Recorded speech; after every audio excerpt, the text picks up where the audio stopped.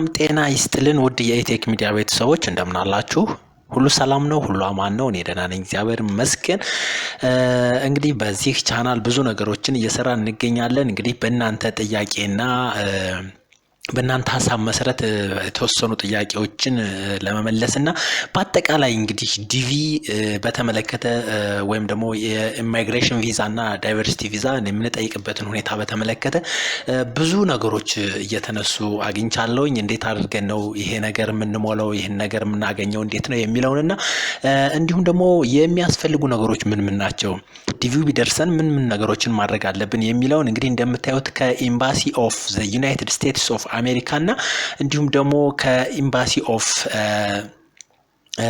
ዩኤስ ኢን እስራኤል ወይም ደግሞ እስራኤል ውስጥ ያለ ኤምባሲ እና አሜሪካ ውስጥ ኢትዮጵያ ውስጥ ያለው ወይም አዲስ አበባ ውስጥ ካለ ኤምባሲ ሙሉ መረጃውን ይዤ መጥቻለሁ ማለት ነው። ኦልሞስት ሲሚላር ነው፣ ተመሳሳይ ነው። ነገር ግን ያው አንዳንድ ነገሮች ብቻ ምናልባት እንደ ሀገሩ ኮንቴክስት ስፔሻል ኬዝ ሊኖር ስለሚችል ሊለያይ ይችላል እንጂ ተመሳሳይ ነው። የእኛን ሀገር ወይም ደግሞ የኢትዮጵያን ኤምባሲ ወይም ደግሞ ኤምባሲ ኦፍ ዘ ዩናይትድ ስቴትስ ኦፍ አሜሪካ ኢን አዲስ አበባ የሚለውን ኢንስትራክሽን ኦፍ ኢሚግራንት ቪዛ ኢሚግሬሽን ኢንስትራክሽን ኦፍ ማይግራንት ቪዛ ኤንድ ዳይቨርሲቲ ቪዛ ለሁለቱም የሚሆኑ ነገሮችን ይዤ መጥቻለሁ ማለት ነው። እንግዲህ ከመጀመሪያው እስከ መጨረሻው ድረስ እንድትከታተሉኝ በደንብ አጽንኦት ሰጣችሁ እንድትከተሉ እጋብዛለሁ ማለት ነው። እንግዲህ ከዛ በተጨማሪ እንዲሁም ደግሞ የአይ134 እና የአይ134 እና የአይ864 ልዩነት ምንድነው የሚልም ጥያቄ ተነስቷል። እሱንም በሚገባ አሳያችኋለሁ ማለት ነው። እንግዲህ አንድ ሰው ዳይቨርሲቲ ቪዛ ወይም ደግሞ ዲቪን ካሸነፈ በኋላ ወይም ደግሞ ከደረሰው በኋላ ምን ምን ነገሮችን ማድረግ ይጠበቅበታል፣ የሚያሟላቸው ዶክመንቶችስ ምንድን ናቸው፣ ከኢንተርቪው በፊት ከኢንተርቪው በኋላ ለቪዛ አፕሊኬሽን እንዴት አፕላይ እንደሚያደርግ ሁሉ ነገር የሚያስፈልጉ ነገሮችን በቃ በአጠቃላይ እናያለን ማለት ነው። የሚያስፈልጉ ነገሮች ምን ናቸው የሚለውን በአጠቃላይ እናያለን። እስኪ ከዚህኛው እንጀምርና እንግዲህ እንደምታዩት እዚህ ጋር እንግዲህ እንደምታዩት ቼክሊስት ፎር ዳይቨርሲቲ ቪዛ ኢንተርቪው ይላል። እዚህ ጋር እንደምታዩት እንግዲህ ቼክሊስት ፎር ዳይቨርሲቲ ቪዛ ኢንተርቪው ይላል። እንግዲህ አንድ ሰው ወደ ኢንተርቪው ከመሄዱ በፊት ወይም ደግሞ ለኢንተርቪው ከመቅረቡ በፊት ምን ነገሮችን አሟልቶ መሄድ አለበት ነው። እንግዲህ የመጀመሪያው ያው ማንም ሰው እንደሚያውቀው እንግዲህ አንድ ሰው ዲቪ ከደረሰው ቀጣዩ ስቴፕ ኦንላይን ላይ ዲኤስ 260 የሚባለውን አፕሊኬሽን ወይም ደግሞ ፎርም ይሞላል። ይሄ ኦቬስ ነው፣ የታወቀ ነው። ስለዚህ ከዛ በኋላ ያሉ ነገሮች ምን ናቸው የሚለውን እንግዲህ እንዳጠቃላይ ሁሉም ነገሮች እዚህ ጋር ተቀምጠዋል። እነሱን እናያለን ማለት ነው። እንግዲህ እዚህ ጋር እንደምታዩቸው ሬጂስተሪንግ ፎር ኮሪየርስ ይላል፣ ቪዛ አፕሊኬሽን፣ ፓስፖርት፣ በርዝ ሰርቲፊኬት፣ አዶፕሽን ዶክመንት፣ ማሬጅ ኤንድ ዳይቮርስ ሰርቲፊኬት፣ ፖሊስ ሰርቲፊኬሽን ወይም ሰርቲፊኬት፣ ኮርት ኤንድ ፕሪዝን ሪከርድ፣ ሚሊታሪ ሰርቪስ ሪከርድ፣ ፎቶግራፍ ኤቪደንስ ኦፍ ፋይናንሺያል ሰፖርት። እንዲሁም ዝቅ ስታደርጉት እንግዲህ እንደምታዩት ፕሩፍ ኦፍ ሪሌሽንሺፕ፣ ኢሚግራንት ቪዛ ፊ፣ ሜዲካል ኢንስትራክሽን፣ ኢንግሊሽ ትራንስሌሽን ኦፍ ሲቪል ዶክመንት እና ሌሎች ነገሮችን በሙሉ ስለ እያንዳንዳቸው ነገር ምን ነገሮችን እንደሚይዙ እናያለን ማለት ነው። እንግዲህ እንደምታዩት የመጀመሪያው ሬጂስትሬሽን ነው። በእኛም በኢትዮጵያ እንግዲህ እንደምታዩት ዮር ኢሚግራንት ቪዛ አፕሊኬሽን ወይም ደግሞ ዲቪ አፖይንትመንት ነው፣ ቀጠሮ መያዝ ነው። እንግዲህ ቀጠሮ ከተያዘ በኋላ ነው ማለት ነው ቀጣዩ ስቴፕ የሚሆነው። ከዛ በታች እንግዲህ እንዳለ የሚያስፈልጉ ዶክመንቶች በሙሉ አሉ። እንግዲህ እንደምታዩት ቀጣዩ ስቴፕ ዲኤስ አፕሊኬሽን ትሞላላችሁ። ከዲኤስ በኋላ እንደምታዩት ፓስፖርት አለ፣ በርዝ ሰርቲፊኬት፣ የልደት ሰርቲፊኬት አለ፣ አዶፕሽን ምናልባት እንግዲህ ያደጋችሁት በሞግዚት ወይም ደግሞ በአዶፕተር ከሆነ ወይም ደግሞ የወለዳችሁት ልጅ ወይም ደግሞ ሌላ አካል እናንተ ዲቪ ላይ የሞላችሁት አካል አዶፕት የሆነ ከሆነ እንዲሁም ደግሞ ስቴፕ ችልድረን አን ኦብቴኔብል በርዝ ሰርቲፊኬት ወይም የልደት ሰርቲፊኬት፣ ማሬጅ ሰርቲፊኬት የጋብቻ ሁኔታ፣ ቅድሚያ አግብታችሁ ከፈታችሁ ምናምን እሱንም ይጠይቃል። ፖሊስ ሰርቲፊኬት ይጠይቃል። ኮርት ኤንድ ፕሪዝን ሪከርድ ምናልባት ከፖሊስና ከፍርድ ቤትና ከፖሊስ ወይም ከእስር ቤት ጋር የተያያዘ ጉዳይ ካለ፣ ሚሊታሪ ሰርቪስ ወይም ሚሊታሪ ሪከርድ የምንለው አለ። ሚሊታሪ ሪከርድ እንግዲህ የምንለው ምናልባት ወታደር ሆናችሁ ከነበረ መጀመሪያ ሚሊታሪ ፎርስ ሆናችሁ ከነበረ ከዚህ በፊት እሱን ነገር ይጠይቃል። ሌላኛው እንግዲህ ኤቪደንስ ኦፍ ፋይናንሺያል ሰፖርት፣ እዚህ ላይም ትንሽ ነገር እናወራለን። እንደገና ደግሞ ኤቪደንስ ኦፍ ማሬጅ ኦር ፋሚሊ ሪሌሽንሺፕ ይላል። እንግዲህ የጋብቻ ሁኔታና የቤተሰብ ዝምድና ምናምን የሚለው የእድሜ ኤቪደንስ ወይም ደግሞ ኤምፕሎይመንት ስራ ምናምን ይላል። ኮፒ ኦፍ ጀዋን ቪዛ ፎቶግራፍ ያስፈልገናል። እንዲህ አይነት ነገሮችን እንግዲህ በሙሉ እናያለን። ሜዲካል ኤግዛሚኔሽን ሪፖርት ወይም ደግሞ የጤና ሁኔታ ቸክ ይደረጋል። እንዲህ አይነት ነገሮችን በሙሉ እናያለን ማለት ነው። ከመጀመሪያው እንጀምርና እንግዲህ እንደምታዩት ሬጂስተሪንግ ፎር ኮሪየርስ ይላል። እንግዲህ ይሄ ለዲኤስ 260 በኦንላይን አፕሊኬሽን ወይም ደግሞ ኦንላይን ላይ ሆናችሁ የምትሞሉት ፎርም ነው። አፍተር ዩ ኮምፕሊት ዘ ስቴፕ ኦፍ ዳይቨርሲቲ ቪዛ ፕሮሰስ ኢንክሉዲንግ ሰብሚቲንግ ዘ ሪኳየርድ ኢማይግራንት ቪዛ አፕሊኬሽን ፍሮም ዲኤስ 2060 የሚለው ወይም ደግሞ ዲኤስ 260 የሚለውን ዩ አር ስኬጁልድ ባይ ኬሲሲ። ይሄ እንግዲህ የአሜሪካው ስም ነው። ይሄኛው ኬሲሲ የሚለው ማለት ኮንቱር ምናምን ነው የሚለው። ፎር ዳይቨርሲቲ ቪዛ ኢንተርቪው ዩ መስት ቢ ሬጂስተር ዊዝ ካሪየር ሰርቪስ ባይ ቪዚቲንግ ዚስ ዌብሳይት ይላል። እንግዲህ ይሄን ዌብሳይት በመንካት ካሪየር ፎር ሬጂስተሪንግ ፎር ካሪየር ማድረግ አለባችሁ። ወይም ደግሞ እዚህ ጋር እንደምታዩት እንግዲህ በዚህኛው ሊንክ አማካኝነት ክሊክ በማድረግ መሄድ ትችላላችሁ። በነገራችን ላይ ይህንን ቪዲዮ የምታዩት በስልካችሁ ከሆነ የስልካችሁን ሳይት ሞድ ወይም ደግሞ ቪው ሞድ ወደ ዴስክቶፕ ሞድ ብትቀይሩት በቀጥታ ነው የማሳያችሁን በስልካችሁ ማየት ትችላላችሁ። ሶ ሲምፕል ባታደርጉትም ጀስት ያሳያል፣ ምንም ችግር የለውም። ሌላኛው እንግዲህ ቪዛ አፕሊኬሽን ነው። ቪዛ አፕሊኬሽን እንግዲህ እንደምታዩት ዲኤስ 260 ከሞላችሁ በኋላ እንግዲህ ኢሚግራንት ቪዛ አፕሊኬሽንስ አት ዚስ ዋን ይላል። እንግዲህ ምናልባት እንደምታዩት ፕሪንት የሚደረግ ፔጅ ነው። ከጨረሳችሁ በኋላ እንግዲህ ኮንፈርሜሽን ፔጃችሁን ፕሪንት አድርጋችሁ ትይዙታላችሁ።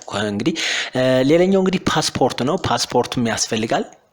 እንግዲህ ፈጠን እያልኩ ነው የምነግራችሁ። ማለት መጀመሪያ ምዝገባ ነው። ሁለተኛው ደግሞ ዲኤስ 260 መስራት ሙላት ነው። ቀጥሎ ፓስፖርት ነው። ቀጥሎ እንግዲህ የልደት ሰርተፊኬት ነው። እንግዲህ የልደት ሰርተፊኬትንም እዚሁ ታስገባላችሁ ማለት ነው። የልደት ሰርተፊኬት ምናልባት እንግዲህ እንደምታዩት የልደት ሰርተፊኬታችሁ ማግኘት ማትችሉ ከሆነ ምናምን ነው የሚለው የልደት ሰርተፊኬታችሁ ከፓስፖርታችሁ እንዲሁም ደግሞ ከምትሞሉት ዶክመንት ጋር ተመሳሳይ መሆን አለበት። በነገራችን ላይ ይሄ ግዴታ ነው። ምን ይላል እንግዲህ እንደምታዩት ብሪንግ ዮር ኦሪጂናል በርዝ ሰርቲፊኬት እንግዲህ ዋናውን የልደት ሰርቲፊኬት ማንጣት አለባችሁ ነው። አስ ዌል አስ ዘ ኦሪጂናል በርዝ ሰርቲፊኬት ኦር ሰርቲፋይድ ኮፒ ፎር ኤቭሪ ፐርሰን ኔምድ ኢን ዚ አፕሊኬሽን። እንግዲህ ማንኛውም ሰው ልጅ አለ ካላችሁ ልጅ፣ ሚስት ካላችሁ ሚስት፣ ሌላ ሪሌሽንሺፕ ያለው ቤተሰብ ካለ የነሱ ሁሉ ሰርቲፊኬት ያስፈልጋል ማለት ነው። ዩ መስት ኦልሶ ፕሬዘንት በርዝ ሰርቲፊኬት ፎር ኦል ኦፍ ዩር አንማሪድ ችልድረን አንደር ዘ ኤጅ ኦፍ 21 ልጆች ካሏችሁ አንድ አመት በታች የሆነ እድሜያቸው ካሉ የነሱም ሰርቲፊኬት ይጠየቃል ነው። even if they do not wish to the immigrant at this time each birth certificate must state the name of both parents and date and place of birth። ያው የታወቀ ነው። ልደት ካርዱ ላይ ስማችሁና የትውልድ ቦታችሁ ምናምን ቀኑ መጻፍ አለበት ነው። that is obvious የተለመደ ነው። ሌላኛው እንግዲህ አዶፕሽን ዶክመንት ነው። አዶፕሽን ዶክመንት እንግዲህ ምናልባት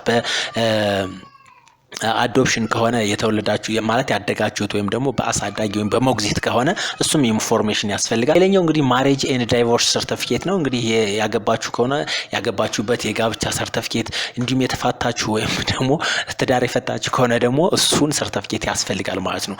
ሌላኛው እንግዲህ ፖሊስ ሰርቲፊኬት ነው። ፖሊስ ሰርቲፊኬት እንግዲህ ምናልባት ከሀገራችሁ ምናምን ወይም ደግሞ አሁን ከምትኖሩበት ኔሽን ወይም ደግሞ that is the country of your current residence ነው የሚለው። አሁን ካላችሁበት ቦታ የፖሊስ ማረጋገጫ ደብዳቤ ያስፈልጋል፣ ሰርቲፋይድ የሆነ እንግዲህ ይሄም በእንግሊዘኛ ነው የሚጻፈው። በነገራችን ላይ እዚህ ያሉ ዶክመንቶች በሙሉ የምናወስዳቸው ዶክመንቶች በሙሉ በእንግሊዘኛ ነው የሚጻፉት። እሱን ነገር ማሟላት ይጠበቅባችኋል ማለት ነው። እንግዲህ ቀጣዩ ምንድነው? ኮርት ኤንድ ፕሪዝን ሪከርድ ነው። ይሄ ደግሞ የፍርድ ቤትና የወንጀል ሪከርድ ካለባችሁ ወይም ደግሞ መኖር አለመኖሩን የሚለውን በፍርድ ቤት እንዲሁም ደግሞ በፖሊስ ጣቢያ በአጠቃላይ ያለውን ነገር ከወንጀል ወይም ደግሞ convicted of a crime or arrested or detained የሚለውን እሱን ነገር በሙሉ አጣርታችሁ ሰርቲፋይድ የሆነ በእንግሊዘኛ የተጻፈ እንደምታዩት እንግዲህ you must provide a certified English translation of each of this court and prison record አጠቃላይ ሁሉም ይሄ በእንግሊዘኛ መሆን አለበት። ሌላኛው እንግዲህ ሚሊታሪ ሰርቪስ ሪከርድ ነው። ሚሊታሪ ሰርቪስ ምናልባት እንግዲህ ያው ወታደር ከሆናችሁ ወይም ደግሞ ለሀገሪቱ የሚሊታሪ ሰርቪስ ሰጣችሁ ከሆነ እሱም ነገር በአጠቃላይ ምን መሆን አለበት ማለት ነው? መጻፍ አለበት። ሌላው ፎቶግራፍ ነው። እንግዲህ ፎቶግራፍ የታወቀ ነው። አይደንቲካል የሆነ ሁለት ፎቶግራፍ ያስፈልጋል። አንደኛው እንግዲህ በ5 ሴንቲሜትር የሆነ ወይም ደግሞ በሌላ አገላለጽ 2 ኢንች በ2 ኢንች የሆነ ፎቶግራፍ ያስፈልጋል ማለት ነው። ሌላው ኤቪደንስ ኦፍ ፋይናንሻል ሰፖርት ነው። እንግዲህ እዚህ ጋር ላይ ነው እዚህ ጋር እንወራለን። I-134 ፎርም የሚባል አለ። እንዲሁም ደግሞ I-846 የሚባል ፎርም አለ። ስለሱ ነገር እንወራለን። እኛ ሀገር ላይም የግድ ስለሚያስፈልግ ማለት ነው። ሌላኛው ፕሩፍ ኦፍ ሪሌሽንሺፕ ነው። ይሄ ደግሞ እንግዲህ የአጠቃላይ ያስገባችሁት ቤተሰብ ምን አይነት ዝምድና እንዳለው ማረጋገጫ ነው። አጠቃላይ የምትሞሉት ፎርም ማለት ነው። ሌላው ኢሚግራንት ቪዛ ፊ ነው።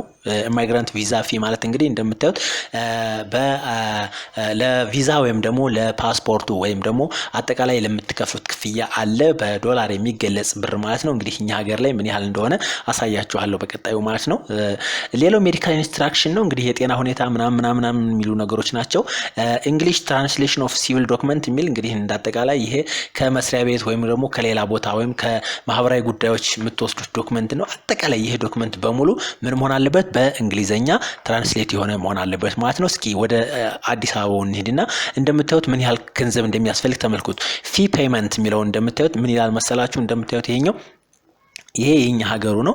ዘ ፊ ፎር አን ኢሚግራንት ቪዛ ኢዝ USD 325 የነሱም በነገራችን ላይ እስራኤልም ተመሳሳይ ነው። ሁሉም ቦታ አንድ ነው። 325 የአሜሪካን ዶላር ለኢሚግራንት ቪዛው ያስፈልጋል ማለት ነው። ኦር ይላል ዘ ኢኩቫላንት ኢን ሎካል ከረንሲ ወይም ደግሞ በእኛ ሀገር ለምሳሌ ኢትዮጵያ ለ325 ብር ምንዛሬን መክፈል ማለት ነው። ወይም ደግሞ ለ325 ዶላር ኢኩቫላንት የሆነ የኛ ሀገር ብር ማለት ነው። ሶ ኢሚግራንት ቪዛ አፕሊካንትስ ሜይ ፔይ ዚስ ፊ ኦን ዘ አፖይንትመንት ዴት ያው በቀጠሮ ቀን የግድ መክፈል አለባችሁ ነው የሚለው ማለት ነው። ሶ እንግዲህ እንደገና ደግሞ ምን ይላል መሰላችሁ? ለዳይቨርሲቲ ቪዛ ከሆነ ደግሞ $330 ፐር ፐርሰን ኦር ዘ ኢኩቫላንት ኢን ሎካል ከረንሲ። አሁን ለዳይቨርሲቲ ቪዛ እና ለኢሚግራንት ቪዛ ሁለት አይነት ነገር ነው። ስለዚህ ለዳይቨርሲቲ ቪዛ ለዲቪ ከሆነ 333 ብር 333 የአሜሪካን ዶላር ወይም ደግሞ በእኛ ሀገር ይህንን ማባዛት ነው ማለት ነው።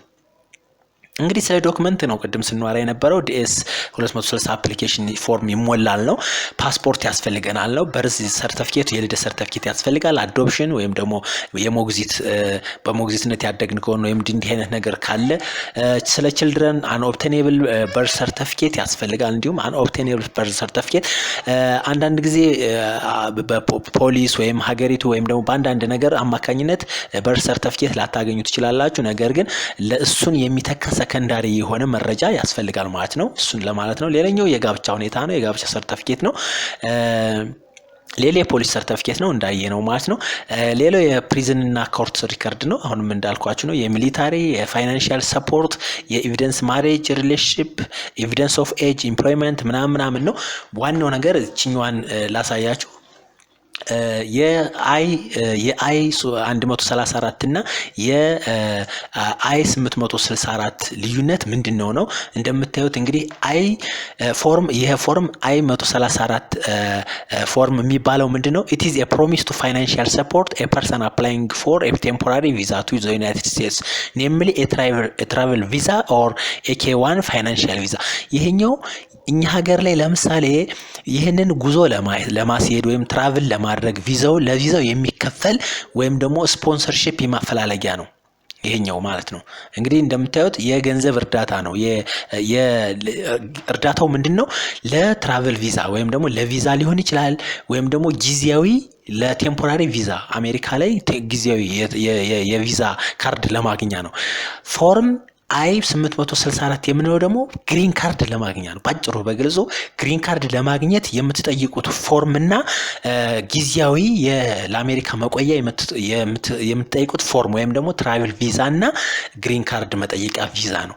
ስለዚህ እኛ ብዙውን ጊዜ የምንሞላው ይሄኛውን የአይ 134 የሚለውን ነው። ሁለተኛውን ከሞላን ደግሞ እንደገና ምንድነው ማለት ነው? ኦሪጂናል የሆነ ወይም ደግሞ የግሪን ካርድ መጠየቂያ ነው ማለት ነው። ስለዚህ የግሪን ካርድ መጠየቂያና የጊዜያዊ ትራቨል ካርድ መጠየቂያ ማለት ነው ልዩነቱ። ስለዚህ ባጭሩ አንድ ሰው የሚያስፈልገው ነገር ይሄ ነው። ይሄንን መረጃ ጥንቅቅ አድርጋችሁ ማዘጋጀት ይጠበቅባችኋል ማለት ነው። አንድ ሰው ዲቪ ከደረሰው በቀጥታ እነዚህን ሰርተፊኬቶች መያዝ ያስፈልገዋል ማለት ነው። እንግዲህ ይህንን ነገር ያነሳሁትኝ ብዙውን ጊዜ ኮመንት ላይ የምትጠይቁኝ ልጆች አላችሁ። ይሄንን ፎርም እንዴት አድርገን እንሙላ ወይም ደግሞ ይሄንን ፎርም እንዴት እናገኝ፣ ይሄ ፎርም ይሞላል ወይ ምናምን የምትሉት ማለት ነው። ስለዚህ በአጠቃላይ የሚያስፈልጉት ነገሮች እነዚህ ናቸው። አንድ ወንድሜ ምንድን ያለኝ I-134 የተባለው ፎርም የግድ መሞላት አለበት ወይ ላልከኝ፣ አዎ መሞላት አለበት ግዴታ። የፕሮሚስ ቱ ፋይናንሻል ሰፖርት ኤ ፐርሰን አፕላይንግ ፎር ቴምፖራሪ ቪዛ ነው ጊዜያዊ ቪዛ ወይም ደግሞ ለትራቨል ቪዛ የምታመለክተው ማመልከቻ ስለሆነ ግዴታ ነው። I-864 ፎርም ከተባለ ደግሞ ለግሪን ካርድ ወይም ደግሞ እዛ አሜሪካ ውስጥ ፐርማነንት ሬዚደንት ለመሆን የምታመለክተው ፎርም ነው። ስለዚህ እነዚህ ፎርሞች ይሞላሉ ማለት ነው። ስለዚህ ለዛሬ እነዚህ መረጃዎች ከነገርኳችሁ እንግዲህ በቀጣይ ቪዲዮ በተሻለና በአማረ ምርጥ በሆነ ቪዲዮ እስከምንገናኝ ድረስ ቸር ሰንብቱ። አዲስ የሆናችሁ ሰብስክራይብ አድርጉ፣ ላይክ፣ ኮመንት እንዲሁም ደግሞ ሼር አድርጉት። ቀጣይ ቪዲዮ እንገናኝ። ቻው።